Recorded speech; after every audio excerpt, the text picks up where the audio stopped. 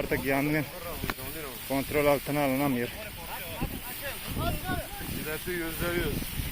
Efendim?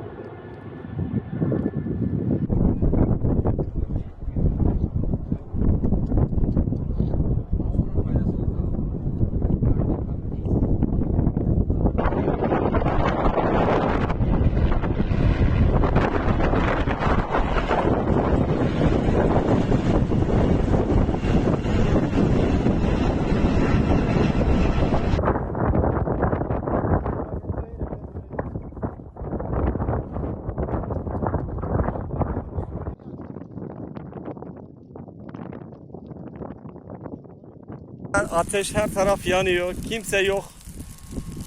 Askeriye burada, koruyucular burada. Köylerden dışarı fazla gelen kimse yok.